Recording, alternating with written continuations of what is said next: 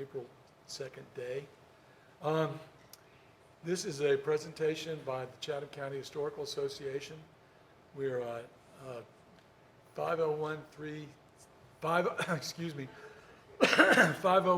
whatever it is. We're a tax exempt organization, and we live on memberships and donations. So anything that any of you would be inclined, if you want to be a member, we'd love to have you. If you'd like to make a contribution, that would be appreciated.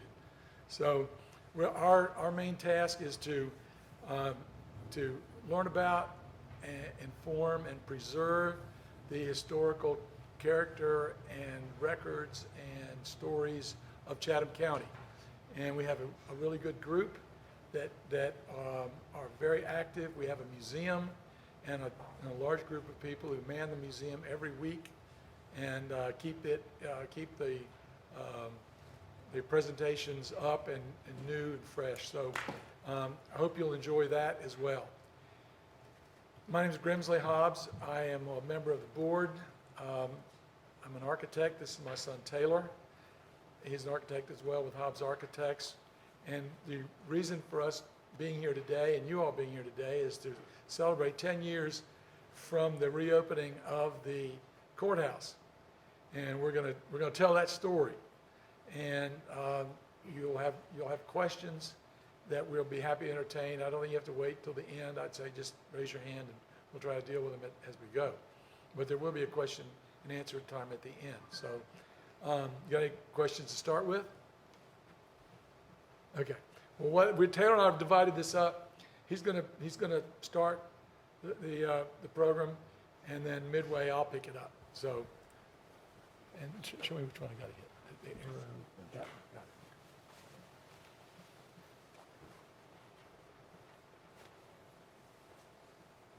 Good afternoon. Nice to be with you today. I was driving in today, couldn't believe that it's been 10 years.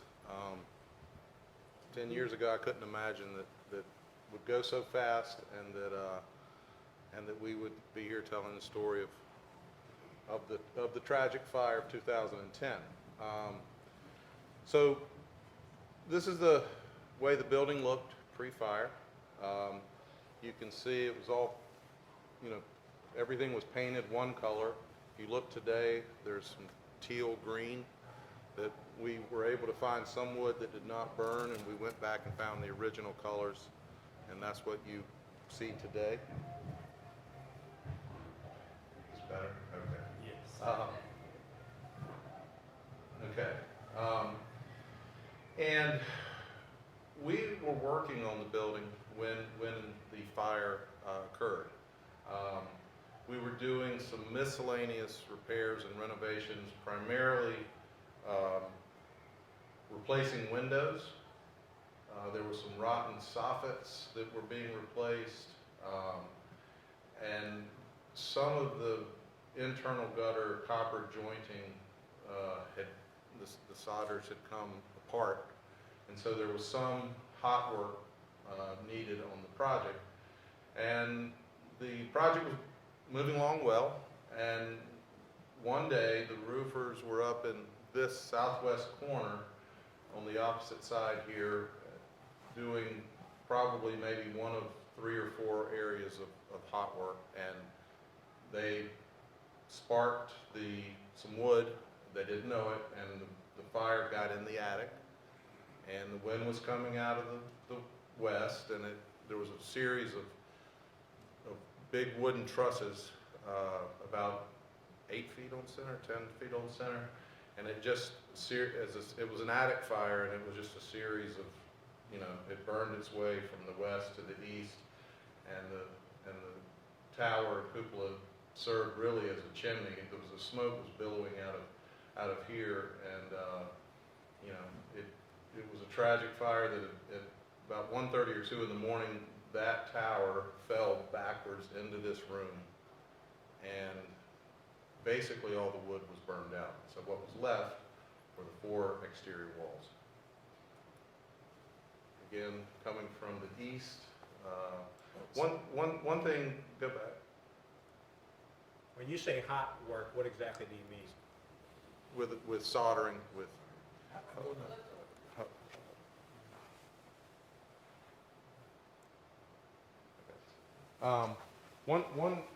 One thing that was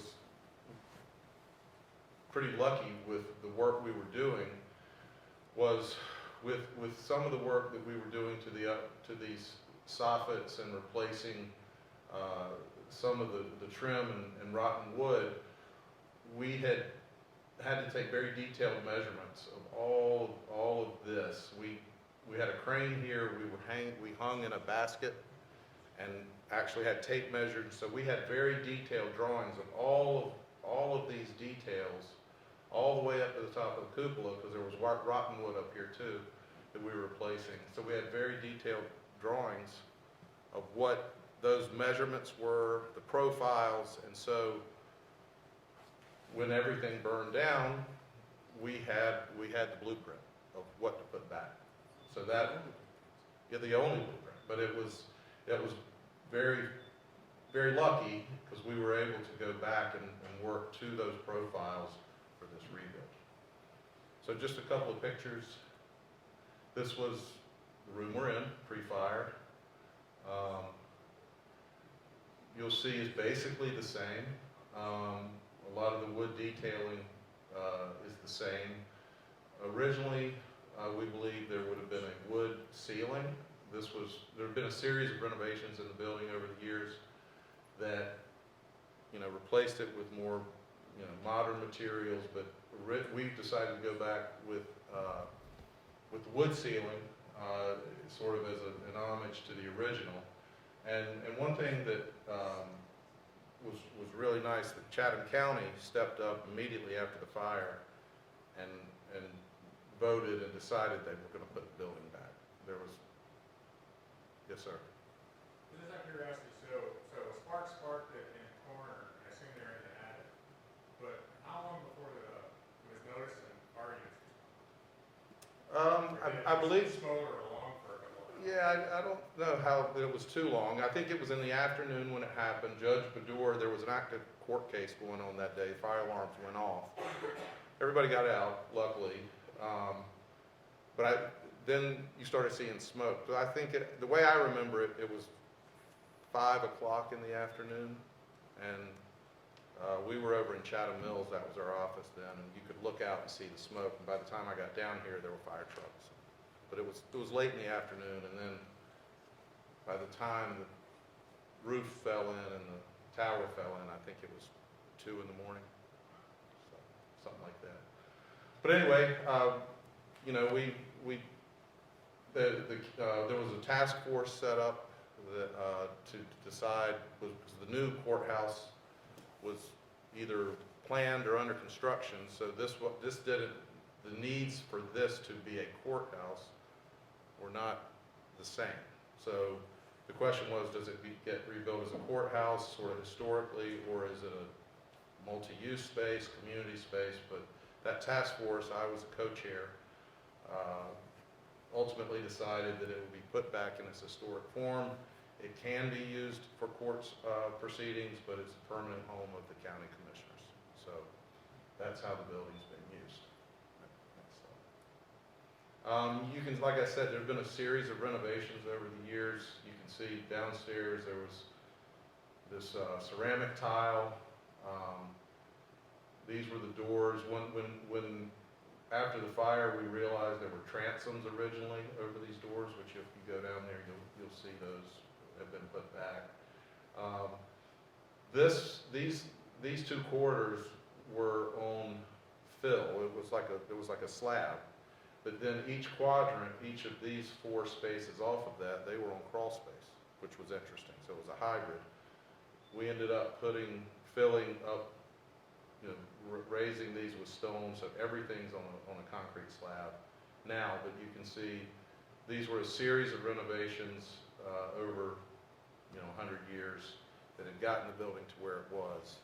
And so the fire gave us, there was an opportunity there to go back to maybe more of the historical nature of how it was.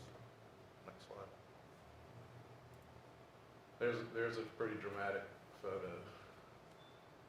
So this, obviously, It's late in the afternoon, the flames were rolling while it was still daylight. Next slide.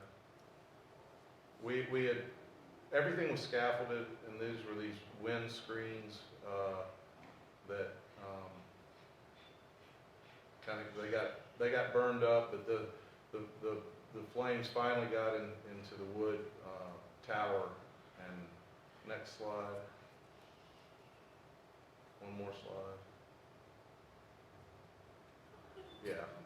So that door is basically right here. And this is basically where this wall is. So the floor where you're sitting did remain, it was removed, but this is what was left, basically the 4 walls. So pretty dramatic. Everything really, the walls came through, they're 2 feet at the base and 12 inches up, 30 feet in the air. So the structural nature of the walls were pretty good. We had a structural engineer come in and evaluate the condition. You can see where a lot of the heat was with where the trusses were bearing and where they were hitting it with the most water. There was the tops of the walls were the most fragile, which we took down and built back up a bond beam with concrete block for a new bearing surface. But in general, the walls were in good shape, and these bearing walls on the first floor were in good shape.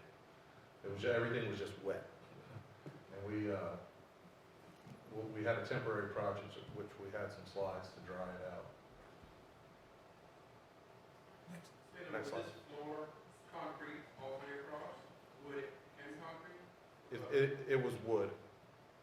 Everything was wood, and they were all bearing on the masonry walls. It's concrete now, but yeah. It looks like concrete. No, I think that was a carpet padding. Yeah. This was after some. Yeah, this was after. You'll see this. There was a lot of junk in this room. There was a demolition project which cleaned it out. This is after that project.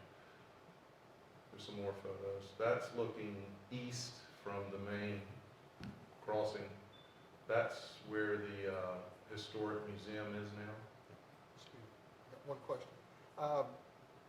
Person wants to know where the clerk's office was at that time. Right there. I think it was right here. There.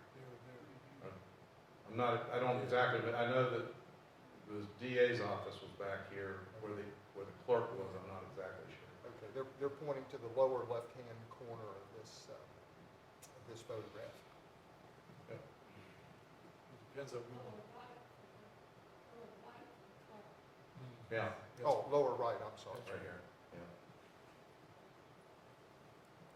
There you go. That's this room, the 2 clocks. You see 2 clocks. Everything sort of fell in here. So that was a pretty dramatic photo. But you can see the type of destruction that was here. It was a sad day for everybody. Keep going. Like I said, we did a temporary roof. We put a temporary roof on the building. And ran air through the top and bottom just to dry the bricks out. And that probably did that for 10 months, almost a year. So, yeah, there's the bond beam we talked about, the new bearing surface that these bared on. But, it took a while to figure out the new design, what it was going to be, the new design, insurance, all of that. So while all that was being figured out, we could at least stabilize the building and try to dry it out. One thing I do remember post-fire is that there were, I thought it was really interesting, there was in the front, around the construction fence, a lot of people put flowers. Even though no one died, it's a building, not just a building, but no one died. But the flowers were put here for the building, and I think everybody felt like they had lost certainly the symbol of, the most visible symbol of the town and county, but it didn't feel like the same place. And I think everybody had a sense of loss, and some people expressed it through the flowers, which I thought was quite interesting. Next slide. Yeah, not the best looking building, but it served its purpose for a long. People who were here, you probably remember it looking like this. These, you know, the portico out front, it survived. The columns survived. Everything, you know, masonry was in pretty good shape. Next slide. Quickly run through the current floor plans. On the ground floor, we have the front door on the north side, exhibits. This is the Historic Association office and storage room. We have public toilets in this quadrant, and like I said, the exhibits. And we were able to reuse the existing elevator shaft, new elevator, new stairs, an office over here, break room right here.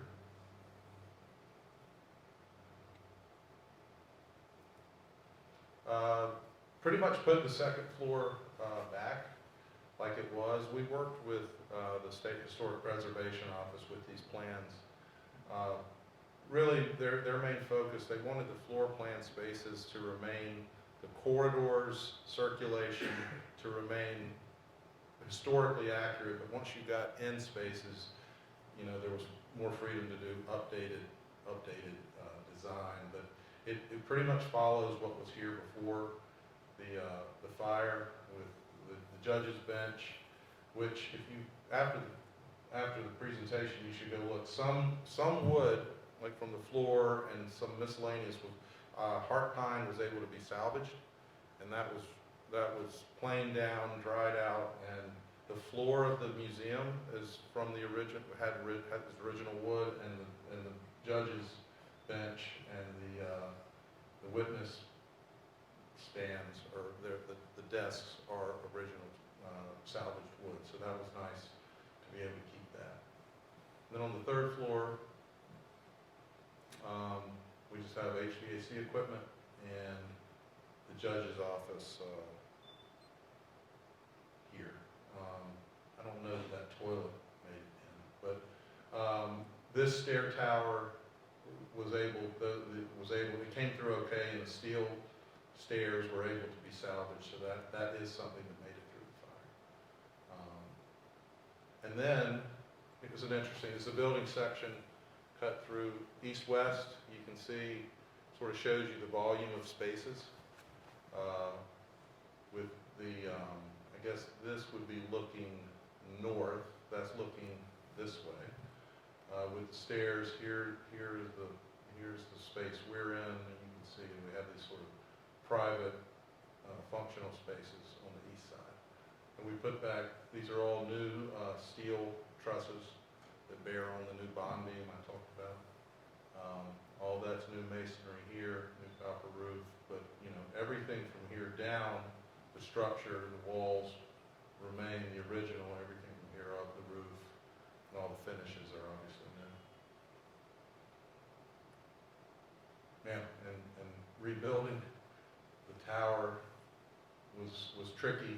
One of the trickiest things was going from a wood structure to a steel structure. Everything's out of steel, everything's sprinkled now, but you're trying to, you have to hide the steel, and like I said, all of these little details that we had hung from that basket with a crane and measured, we had all these. So we knew the profile that we had to match.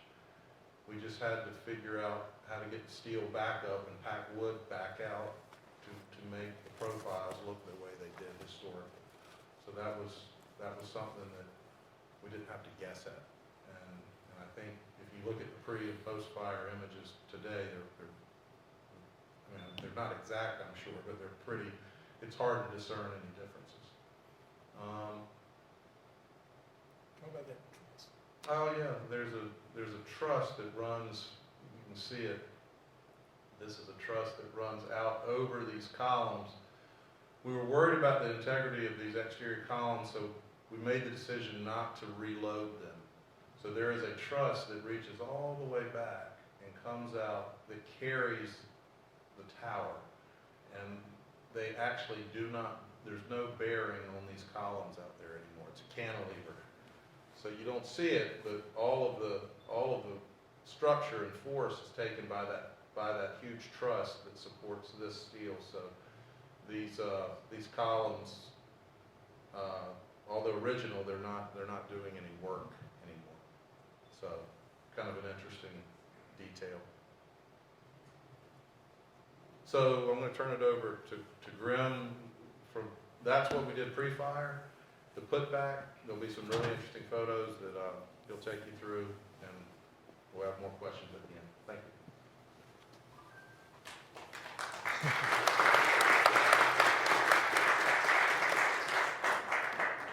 So this is actually under one of the Roman streets. This is a Roman ruin. This is inside the courthouse. You can see this is when we had the temporary roof on. And these interior frames are holding the walls in place. They were there to keep the walls stable. And then when the contractor got it, they took everything that was left, this floor, all the plaster, anything that wasn't brick is gone. And that's what we were left with. I love this picture. And so you can see exactly how this is as if the masons left, a short time before this, and the construction was ready to begin. This happens to be looking, I think it's looking west.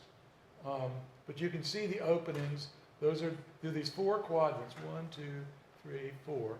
This is cross hall, east and west, north and south. Very formal, traditional plan. So anyway, all those walls were stable and determined to be stable, and we could reuse them. Go to the next one, Another picture. Not sure why it's divided, except maybe we cut it. Show on either side. Yeah. You can see. Yeah. So there you go. So in this particular case, where you're sitting is where the picture's taken from. This is the floor. Go ahead. That's the floor. That edge right there is where this wall was. So, and after the fire, you were in here. If you were standing here, you drop off, but the pews were still there. Carpet was still there. Walls were painted. Sky was blue. It was weird. It was weird. So all of that had to be taken down. You can see some of what's left over here. But that's the frame that was there to dry the building out. And there's one of the fans that we put in the building to just pull air through it for about a year.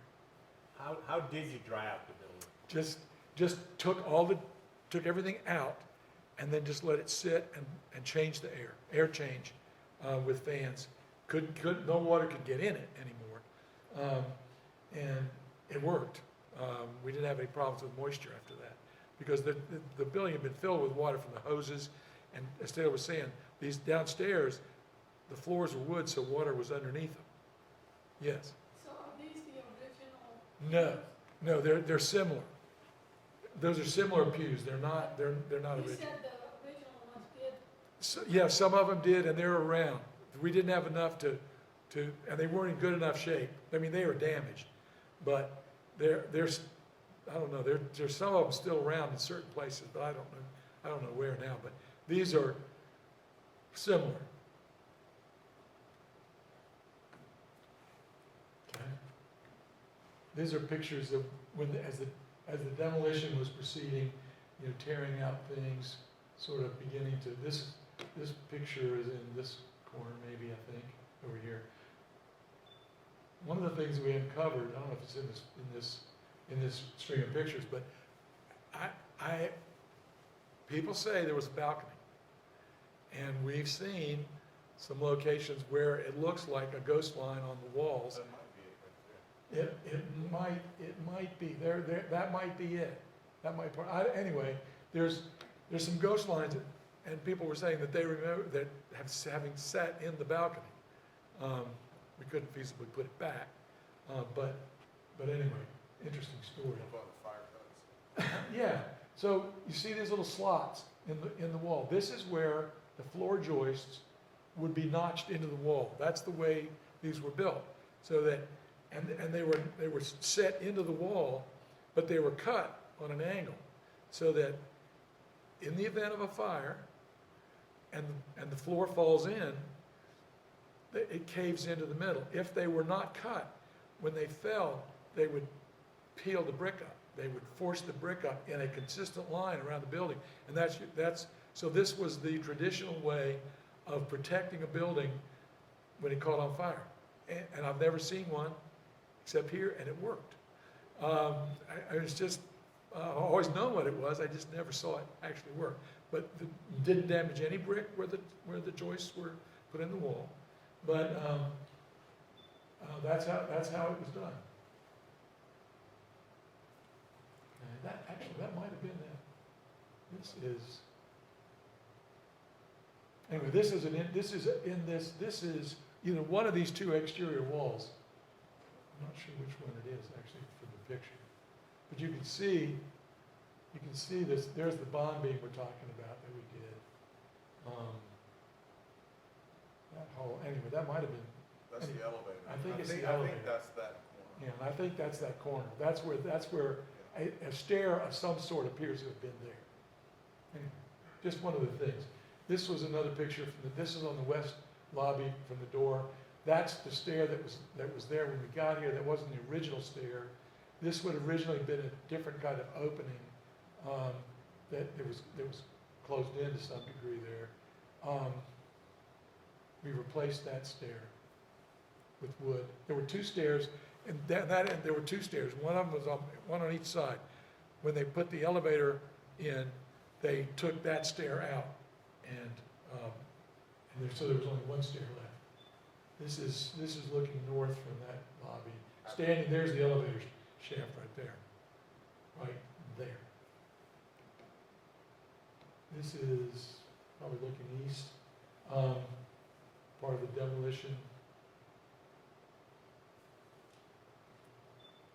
That is a shot of this back stair that's immediately behind here, and we were able to salvage it. It had not been damaged that much.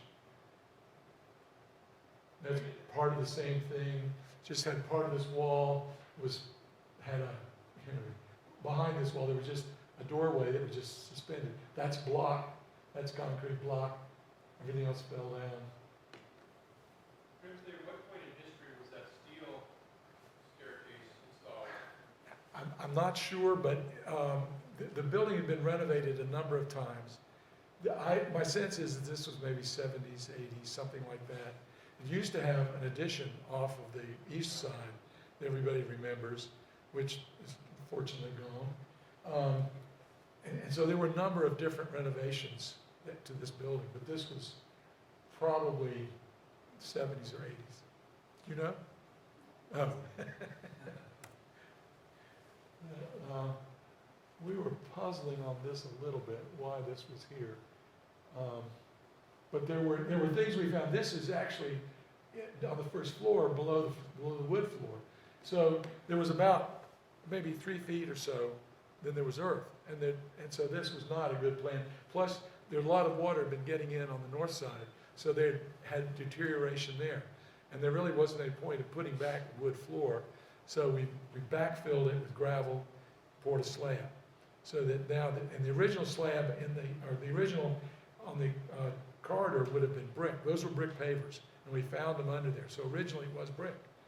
And so the stories of men riding their horses, through the courthouse could be feasible, considering it was all brick. This is an arch. Who knows about the story about the tunnel? Well, the story was that there was a tunnel that ran somewhere from the courthouse, and it was supposed to go up the street and come out somewhere up there. I've heard different stories.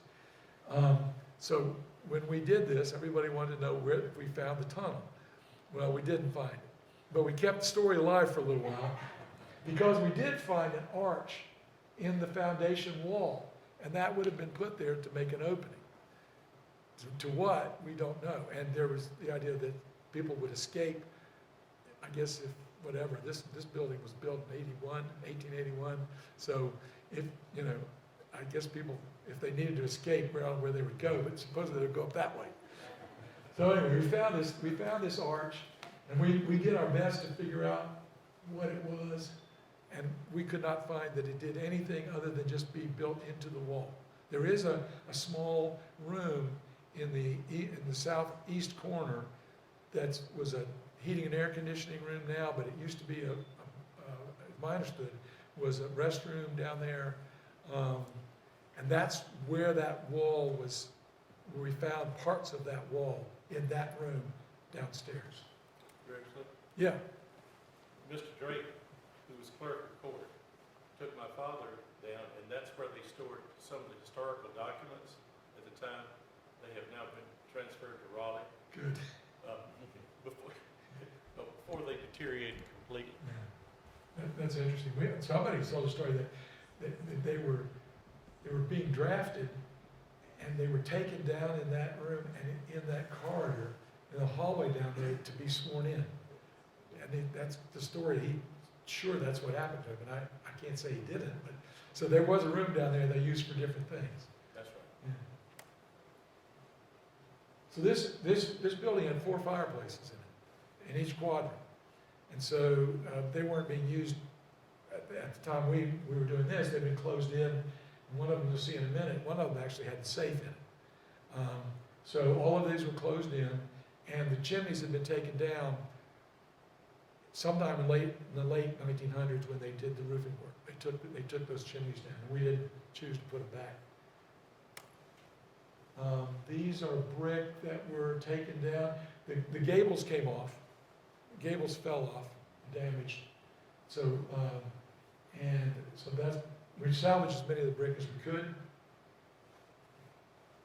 This safe was in what is now, it's still down there, as a matter of fact. If you go look, it's in the Historic Association's office, put into the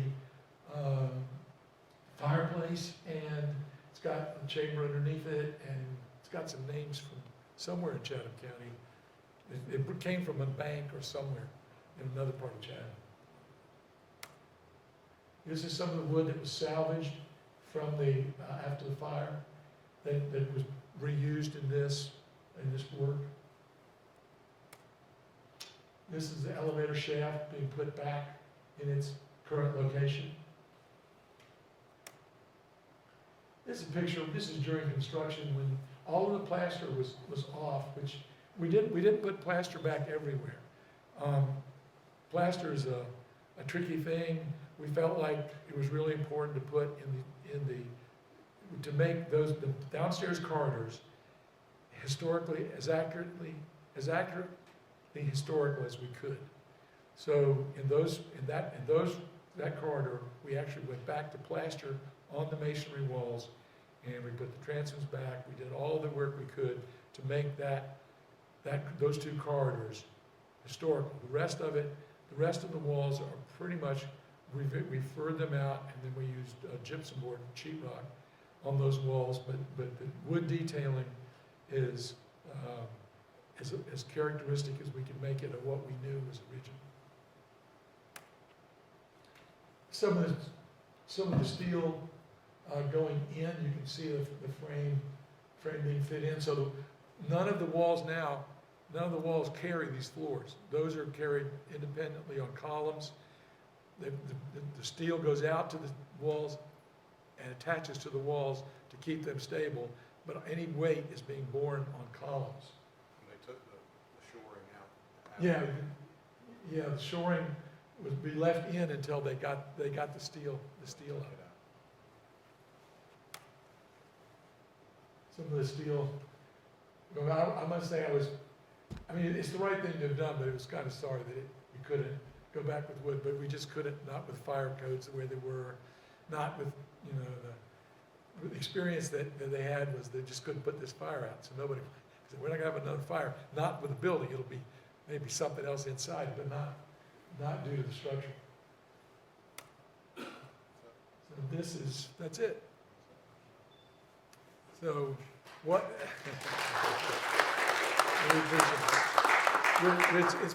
It's just been a really wonderful experience for us. It's just the centerpiece of Chatham County, and you know the way the community just stepped right back up and said, no, this building's important. I mean, the day it was burning, people were weeping. I did. I mean, it was that important to us, and so that it's put back in its place and such, it won't have to be, you know, it's good for another 100 years at least. But anyway, just the county commissioners, the people of Chatham, everybody stepped up and said, this is what we want it to be. So that's been thrilling. It's a different, it makes what I do feel good. What's the most satisfying thing about what we do is something that matters to people like this building. One thing that I will mention, one of the things we heard is we've got the acoustics in this room were very bad. They had to stop court proceedings when trucks would go around the circle. The windows would shake. So if you hear what you don't hear right now is a big improvement. That's laminated glass. There was a lot of attention paid to acoustic fabrics and sound absorptive materials. So what you don't hear now is one of the bigger successes for people who use this room a lot. And that was a nice. We didn't realize what a big deal it was until people used it again, and they were like, it's a totally different space and much more usable from an acoustical standpoint. You might talk about the awards. Oh yeah, it did win the highest. The project won the highest award from the North Carolina Association of Architects. It won the Tower Award. There's a plaque out as you go down the stairs. So that was a nice feather in the cap to this project, and we're real proud for Chatham County to have received that award. So what's the oldest part of the building that's still excellent? I mean, the exterior walls, I'm a newbie here, but I understand with courthouse is somewhere else, this location was selected for the building. But what was the oldest part that's left originally? I would say it's the walls, because everything else, What year? this would have been 1881. Okay. And this was about the second or third, who knows, second or third courthouse. They were down towards Robeson Creek. It moved up. It was in a couple of different places. They were frame buildings. This was a frame building at one point. No, when they took this one down, they reused the windows that were in the old courthouse and put them in this courthouse. The brick were made locally. Said in the thing I read, said that this was the architect's first project. So I'm impressed. But I'd say the brick walls. Taylor, what was some of the most intense discussions you had on the committee after the fire as to what you were going to do with this building? I got to be careful with this. There was just an intense discussion on whether it goes back in its historical nature. There were some people who thought it'd be a better sort of community flexible space that was maybe could lease it out or rent it out or do different things in this room. This is the main room, obviously, but I think the way I remember it, that might have been a 3-month committee, but ultimately the decision was made to put it back like you see today. One of the options was to make it a park. Yeah, one of them was to tear it down. Tear it down and Yeah. So it was tear it down, or once that was decided against, the use was the real discussion. And so. And then when the courtroom was reestablished, this courtroom has got all of the technology that any courtroom, at the time it was built, all the modern technology was tied to the state court system. All of that electronic gear and everything had to be coordinated with it. That's part of all these screens, and so that any trial could be take place in here, and some trials have, although it's not usually used for that purpose. The John Edwards trial was going on here when it burned. So, That's why they said they set it on fire. yeah. Said the tape was in here Yeah. somewhere. So, I think, yeah. That's what they said. That was a rumor. Oh, of Yeah. course it was. It was. Mr. Bird. The original drawings, are they lost? No idea. I think we have some more current renovation drawings, but we didn't have original drawings, which is why I felt lucky that we had the information we had from the project we were working on. I mean, we could have probably come close, but certainly nowhere as close as we did, because, I mean, we hung in that basket for the better part of a day, getting everything from, moldings to, we had it all, so we were able to put it back. So, yes, John. And what was the story with painting? Painting is of William Pitt. William Pitt. Yeah. The original was, I guess, it was old and pretty famous, but when it burned, it burned it. It was gone. So they had it repaint. They had a record of it, and they had an artist paint a new version of it. And so some of Pitt's ancestors still live in Chatham. But Can I speak to that? Yeah. you absolutely. The painting that was here that burned was a reproduction of a painting of William Pitt, the elder. That's the story. Had William Pitt the elder was who Chatham County was named for, and his son, William Pitt the younger, is who Pittsboro was named for. So there's a painting in London of William Pitt the elder, and that's the painting that burned was that. So you have a copy of a copy. Thank you, Walter. That's, anybody wants to fill in a story? Yes. Well, that question, it may not apply for architecture, but how much of the historical museum's materials? How much, Our original? got saved, how much stuff got saved? Well, But he's probably the best one. yeah, or Cindy won. You want to address that, Cindy? Sure. So, when Taylor was talking about where things were located in this building prior to the fire, there was a room that he called the storeroom. That storeroom, which is downstairs, kind of in that corner, was the museum. So it's, less than 2 pews here. That was the museum at the time. The things that we had in there were not that many, because we had some of our content was at members' homes. And as these two gentlemen can tell you, there was a lot that got burned, but there was even more that got wet. So a lot of our stuff got wet, but not destroyed. So the things that we have in our collection today are mostly from after that, or they were off-site at the time of the fire. And may I add to that, the fortunate location of that museum was underneath the restrooms, which had a tile floor, which meant that not all the water that went in this part went there, so it was protected somewhat. But still wet. Those rooms, both those rooms were originally vaults.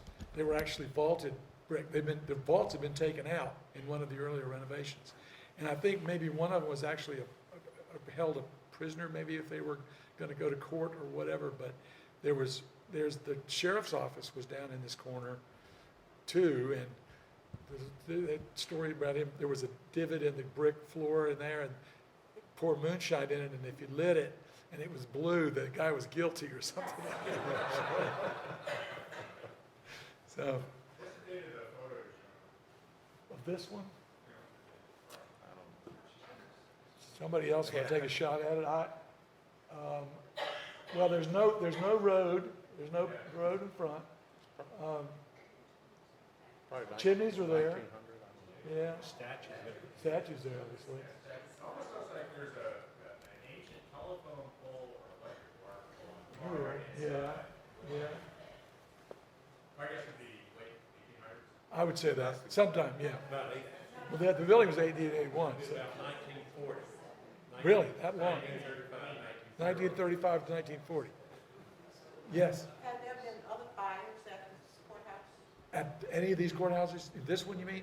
No, no, this is the only one we know of. So there wasn't any evidence that there had been, that we found. Yes, It's a projector for that projection screen. oh, It'll go up, so you don't see it. But that's for the commissioners, when they meet, they look at that one. oh, I see what you mean, yeah. And you all, Yeah, it yeah. shows, yeah. It's not the best looking thing, but that's, to have a See, projector. one thing we did, so you can see here what the original colors were. Yeah, there you go.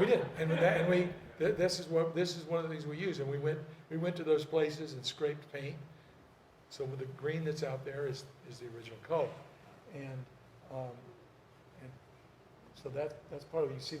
You see the chimneys, and, The current weather vane was a Yeah, local that's a good artist, story. John Amira. Yeah.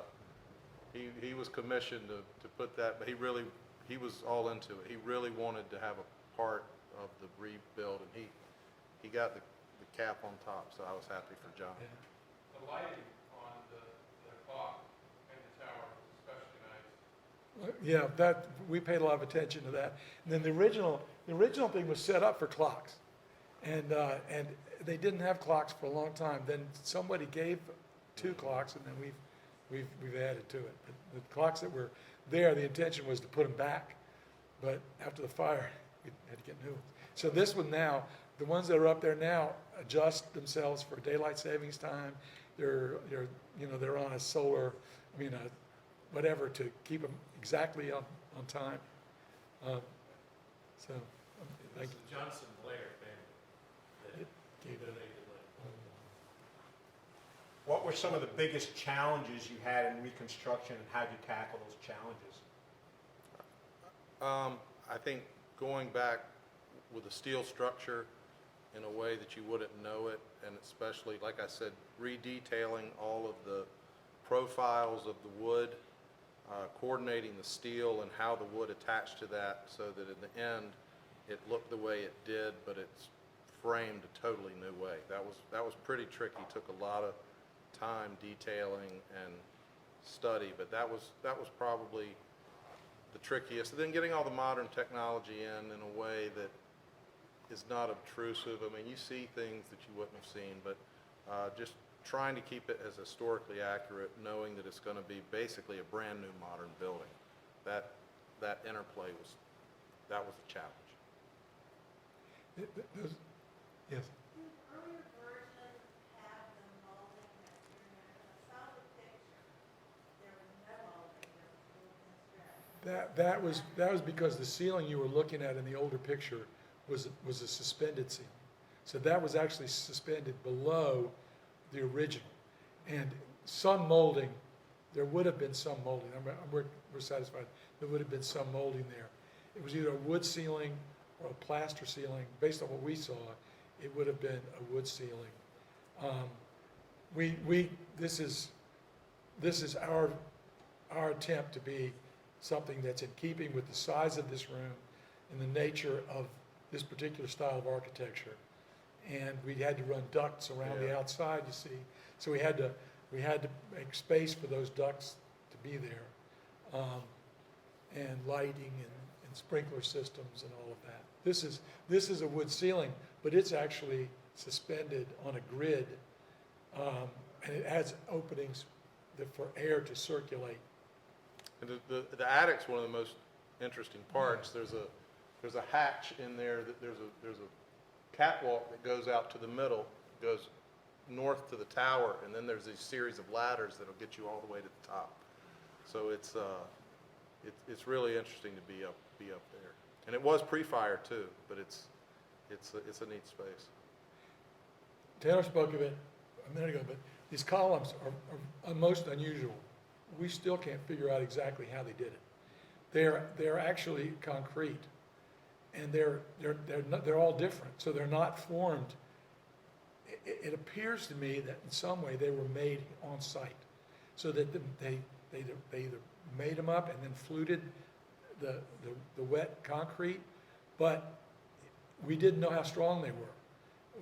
And all it would do would be if one of them broke, and it might still, hope it doesn't, but if one of them broke, I don't know what you'd do to put it back. I mean, I wouldn't know where to start because they're all different. They weren't exactly in the same alignment, so reloading them and you have to anchor, everything has to be anchored down now to resist a hurricane. So you couldn't anchor it down to that. So that truss idea really answered the problem. I got a question for each one of you as individuals. What did it mean for the two of you to work on this project as a father and son? It means the world to me.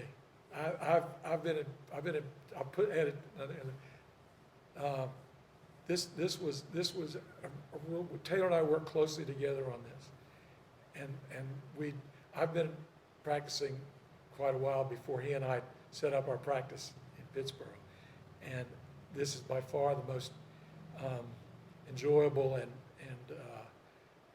rewarding period of my professional life, and I'm just thankful to have had the opportunity to work on this. Yeah, I'd agree. I was aware at the time there was such a unique opportunity, and there's not a day that goes by when you don't ride by it and remember some aspect of it. But it's nice. I ride by it a lot and sort of go, my dad and I did that, and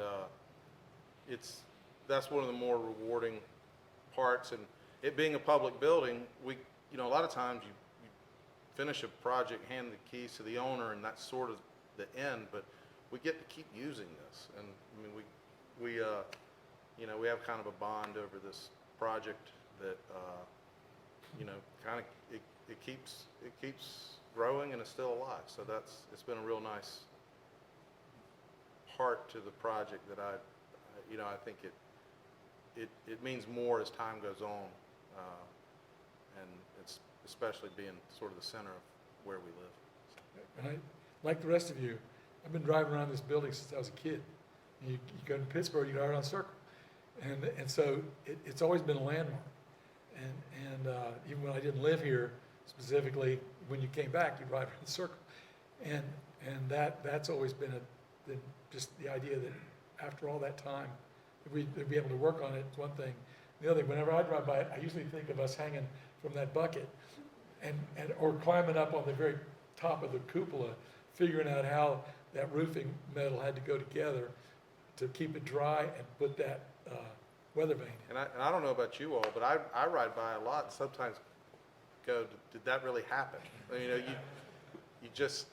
That was a long ordeal, and it was a big deal, and it was national news, and it was state news, and it took a long time to figure out all the way to get us back here. But it's 10 years, and there are days when it just sort of seems like a dream, but it wasn't. Sure. When you first saw the smoke, who was allowed to come in and try to get all the records out that they could? This was the main courthouse. Yeah, I think they evacuated. I think they Yeah, just they- evacuated the building. And I thought I remember people coming down and getting everything they could out. no, I think that I might have been that. It was probably that next week, as soon as possible, we had a structural engineer on site to just figure out what was stable, what wasn't. And then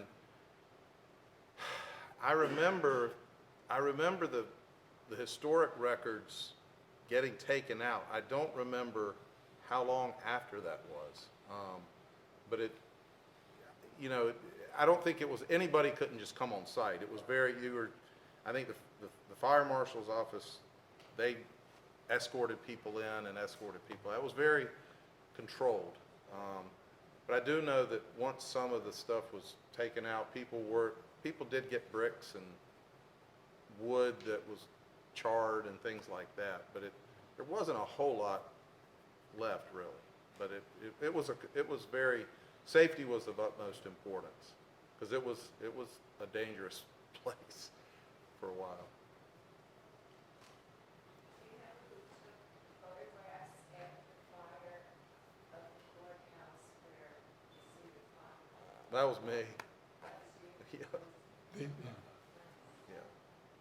Yeah. The photos of the demolition afterwards. I mean, those particular ones I remember taking, but our office took, I think, the ones that you saw today. There was also a video done about the courthouse fire, and that you can find it somehow. If you can Google it, I think you can find it. It was on North Carolina PBS. It was a documentary that showed statewide, but it told the story of a version of the story I just told. So, or we just told. Yes. I was just going to say, you commented on the flowers that were left for the building. And I remember sometime after the fire, they closed Pittsboro Street for a block from the courthouse, one block up. And it was a gathering of the community to come. And I remember thinking it was like we were having a wake for a building, you know. And I was wondering if that was the first time ever that happened, but it felt like we were mourning someone, but we were mourning the building. It's interesting because I've told this story before. Is I was surprised at how many people came up to me and said, "I don't know why I'm feeling so bad. It was just a building," but buildings probably mean something different to architects. But I think it did show the power of certain buildings, what they symbolize, what they mean in society, what they mean in people's memories, and I think that people commented that they were surprised how they felt about the loss of the building where there was no people lost. And I do think that sentiment that you just expressed was very prevalent. It was a wake for the building. It really was. Historic artifacts and buildings are the touchstone of the Yep, past. yep. Have to have a connection to the past. That's right. Moving forward into the future. Yep. That's why it's. Whatever kind of history it is, it's even more important today. And I think that Once it's gone, we lived in California for over 40 years. It gets paid, DOT puts a line on it, the golf courses come out, churches come out, things burn, the city's burned several times during the gold rush days. It's precious little of it left. Now, Disneyland is historic. It's true, and I think that that's one of the things that the Chatham County Historic Association sort of has a part of its work is to document and preserve and make efforts to protect and preserve existing buildings. We have a National Historic, a National Register Historic District in Pittsboro, which is not common. I mean, there are in North Carolina, but this is a very important thing that this community did, and it marks these buildings as having historic significance, and we still need to do. There's still a lot more that we have to do to protect them, but I think everybody's concerned that Pittsboro is going to get sort of run over in the development, and we're going to lose the character of our town. But it's with this in the center of it. This is pretty good stake in the ground, I think. That says that. Well, they recently found those Revolutionary Era graves, right? And exhumed those people. They're over not far from here. Yeah, they were under a. I don't know, under the dumpster, but it was in a place where it was in a parking lot anyway, and it's shocking, really interesting. I mean, it's stuff like that all over the place.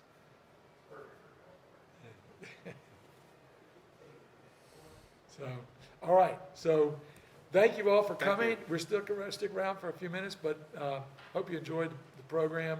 And I'm really glad to see people as interested in this building as you all are. Thank you.